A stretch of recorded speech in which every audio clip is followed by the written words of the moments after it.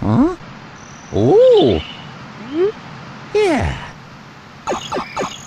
Hey, paisanos! Welcome to episode 28 of an ongoing series where we basically take the camera anywhere we want. We try to find secrets and new discoveries to some of our favorite games. With that said, let's get going. You know, sometimes it's really fascinating to get answers to questions you didn't even think to ask. Like, for example, here with Princess Peach, a very valid question to ask is, where is she in this particular scene? But honestly, I never put any thought into it. But if we zoom the camera out, we can actually see that she's way above the Mushroom Castle and laying horizontally. And when she disappears, Lakitu spawns just below her coordinates. Yours truly, Princess Toadstool. Another thing that caught me off guard, and I guess I just wasn't paying attention, is that apparently almost every single spherical object in Super Mario 64 is actually just a 2D texture. And when you move the camera around, you can remove the illusion and see it for what it really is. And with the exception of Chain Chomp, I think this applies to every single object, including the famous King Babam. So in this episode, I'm going to be covering Super Mario 64 DS when it becomes relevant, and this is one of those instances. Like here inside of Princess Peach's castle, Mario goes through several doors to get to certain areas. Now in Mario 64, behind the door is typically just a rug and a black background. But in Mario 64 DS, several of these doors actually have special backgrounds made specifically for the room that you're about to go into. Like for example here, you get an outdoor canvas. And for the staircase room that goes back out into the main hall, you can actually see the clouds that are in the main hall's room. And even the courtyard has its own special texture. Another pretty shocking surprise is that the menu screen before you start your game in Super Mario 64 is completely 3D modeled. So you can actually turn the camera around behind it and you'll see that it has its own special texture that no person would be able to see. And every time you click an option on the menu, that's actually a 3D object expanding and going closer to the player's screen. And even more than that, the actual text at the very beginning when you boot up Super Mario 64 is also 3D modeled. But unfortunately, it's not fully 3D modeled like the menu screen is. One lesser known fact about Super Mario 64 is that due to its low resolution being put out on home consoles back in 1996, the developers were actually able to get away with making low-poly versions of certain character models, like Mario here, when he's far enough away from the camera. The idea was that when Mario's in motion, he uses far less polygons than he would when he's standing still. But with HD and Magic Camera, we can actually see how pretty hilarious he looks in low-poly mode. Now we just gotta match him up with low-poly Peach from Super Mario Galaxy, and we got a match made in heaven. Quick little tidbit, in the room that I'm assuming is supposed to be one of the castle's spires, you'll know that if you go to the right, you go inside the secret slide room. But the other two windows are legit. Now what's funny about that though is that if you take the camera behind them, you can see that it has that extra space, just like it would for the slide room. And you can also see that there's a full image that's being clipped into the frame. Also in Super Mario 64 DS, this room got a little bit of an overhaul, and this actually introduced an all-new room into the castle, which included a balcony for Princess Peach. The only thing that was a bit of a shame is that it was completely blocked off by a glass window. But with Magic Camera, we can get a little bit of a better look as far as what is outside of this area.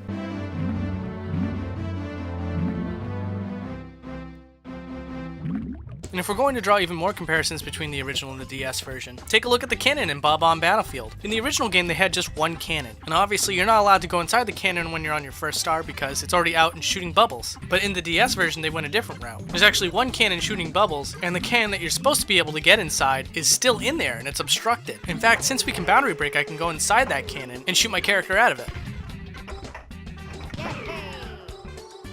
Now, another difference that the DS version had was that in the special room, they changed the window pane colors to be different from one another. Now, I imagine this was done for two reasons. One was to liven up the scenery just a little bit, but more importantly, it was to help prevent the player from getting disoriented. And I thought to myself, wow, this would actually be really cool to go through these windows and see these different colored skies. But unfortunately, the trick was actually pulled off by putting a filter over each window, which you can actually see if you view the window at a certain angle. Now, as far as new perspectives go, I absolutely love how how TikTok clock looks. Somehow, someway, the developers managed to pull off rendering the entire level in one go. And from far away, it looks awesome.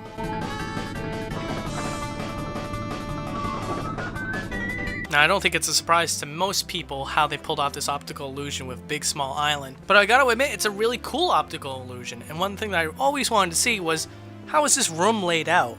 And now that we can take the camera anywhere, we can finally see what that looks like. Monty Moles!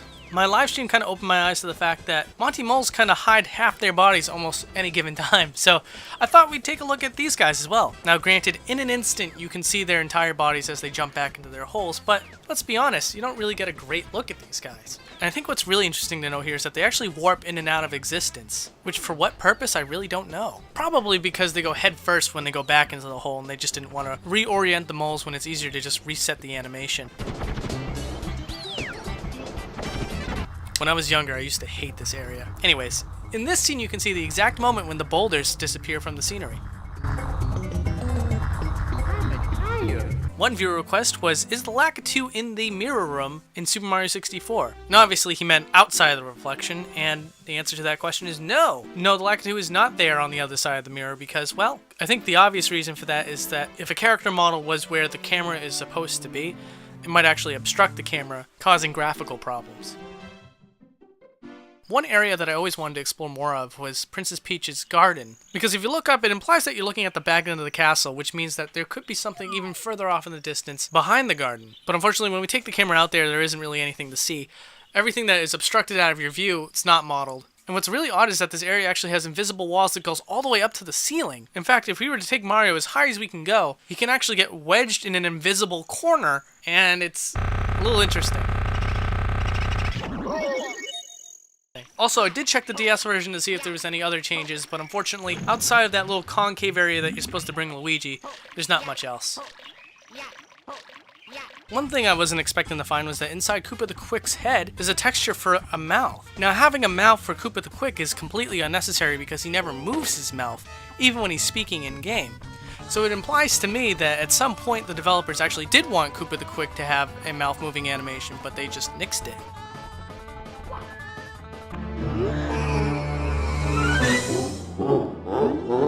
So the staircase mystery has been solved for a lot of people now. If there was one question that needed to be answered pre-date Boundary Break, it was the staircase. But I accept the fact that not everybody knows the answer to this mystery, so I included it in this episode. So when you run up the stairs, it seems like it's endless. And you gotta wonder to yourself, what does it look like when Mario's trying to run up the stairs at a different angle? Like, how are they pulling this off?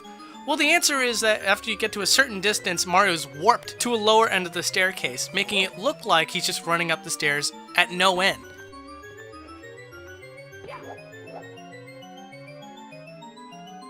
And what's really funny is that I was going to try this with the DS version of Super Mario 64, and didn't even remember that you can't beat the game with Luigi. I thought there was something wrong with the game, so I just boundary broke to get to Bowser, defeated him with Luigi, and the end result is actually pretty funny.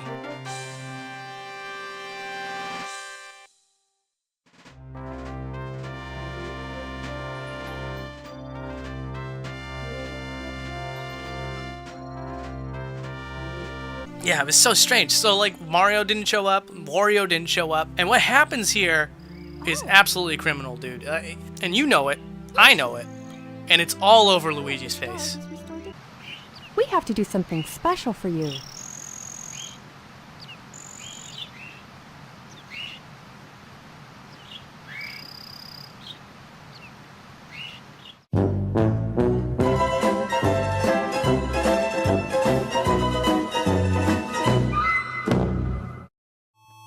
Hey, thanks a lot for watching. If you want to vote for next week's episode, it's going to be a choice between all the Pokemon stadiums or Mortal Kombat 9. Well, and I've heard from a lot of people that the stream went really well, so I'm bringing it back, baby. Tuesday at 7 p.m. Eastern Standard Time, and that's November 15th, I'm going to be doing Kirby's Air Ride and a look back at a previous episode of the viewer's choice. So if you show up and you tell me what you want, we'll do it, man. And if you like the idea of the show, I actually have a whole bunch of episodes that I've done before, and you can click on the playlist to go check it out. Alright guys, gonna take off. Thanks for watching. See ya.